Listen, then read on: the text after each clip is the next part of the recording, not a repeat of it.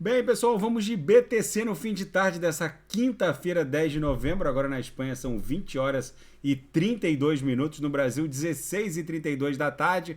Gente, eu tô no gráfico semanal da BTC e olha que no auge da queda ontem eu reportei que isso aqui provavelmente seria um martelinho final dessa queda, desse fundo. E não tá dando outra. A gente está muito próximo de efetivamente desenhar um martelo. Isso aqui tá com cara de fundo, repetindo o fundo do evento pandêmico. O cabo do martelo está muito bem caracterizado. A mínima ontem bateu 15.588.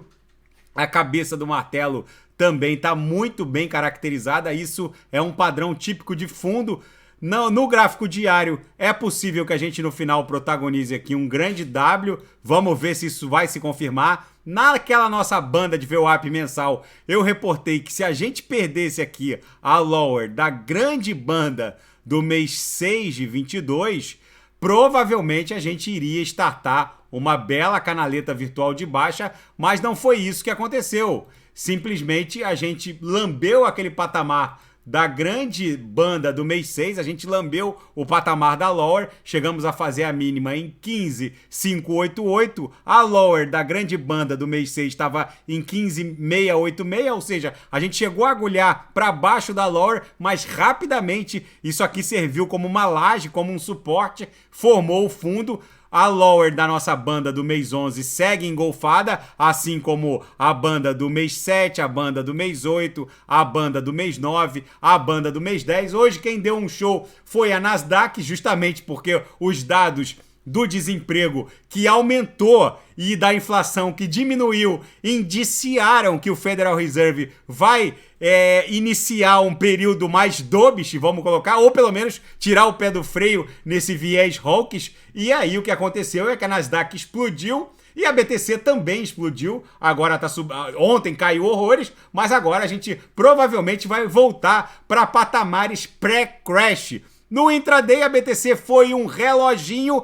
O sinal ofertado hoje fechou rapidamente, batia na upper, voltava para VWAP, batia na upper e agora está acumulando, provavelmente vai virar a VWAP no patamar da VWAP aqui no intraday. Os assinantes colocaram lucro no bolso e na seara fática, ETH, BTC e as principais altcoins, elas dão um salto à medida que os mercados reagem aos relatórios surpreendentes de inflação que vieram abaixo do prognosticado e o desemprego. O pedido de seguro-desemprego aumentou, ou seja, a economia norte-americana está indo para onde o Fed queria, ou seja, o desemprego aumentando e a inflação arrefecendo. Tudo isso é um forte indicativo de que o Federal Reserve vem com um viés mais dovish. E a Tron-DAO afirma que vai comprar $1 bilhão em USDT para combater vendas a descoberto. E a Tether, a USDT, congela dentro da rede Tron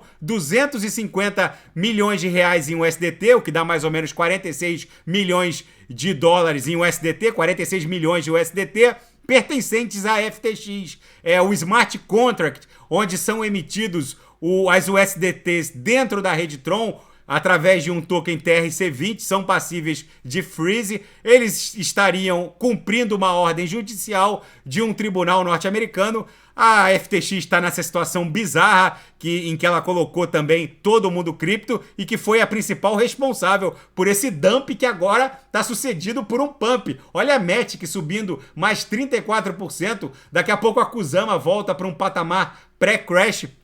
Enfim, é o novo normal. Depois da tempestade vem a bonança. E na seara geopolítica internacional, a Rússia silenciosamente vai recuando de algumas cidades-chave na Ucrânia e o mundo fica à mercê do próximo passo do Kremlin. Não se sabe se esse recuo é tático, se vem um ataque possivelmente até nuclear. Os abrigos antibombas foram vistoriados da Rússia, segundo imagens de satélite. Vamos ver se isso vai redundar num novo capítulo para essa guerra ou se isso vai arrefecer. No New York Times a gente tem as cadeiras democratas e republicanas no Senado. O Senado tá parecendo que vai ficar republicano. Nesse momento, os republicanos estão com uma cadeira a mais no Senado. A Câmara Federal norte-americana está praticamente sacramentada a vitória dos republicanos, com 209 versus 191.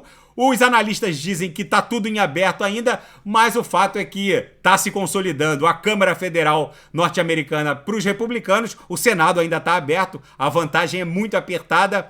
E o Joe Biden e o Xi Jinping vão se encontrar na próxima segunda-feira, antes da cúpula do G20 na Indonésia. Vamos ver, porque o Joe Biden startou essa guerra econômico-tecnológica contra a China e colocou Taiwan no meio de uma tensão geopolítica, já que Taiwan é uma das maiores produtoras de semicondutores do mundo. O Joe Biden afirma que não quer que os chineses tenham acesso a semicondutores com transistores abaixo de 5 nanômetros, porque colocaria a China numa posição de vantagem militar e até espacial. Vamos ver como tudo isso vai se desdobrar, gente.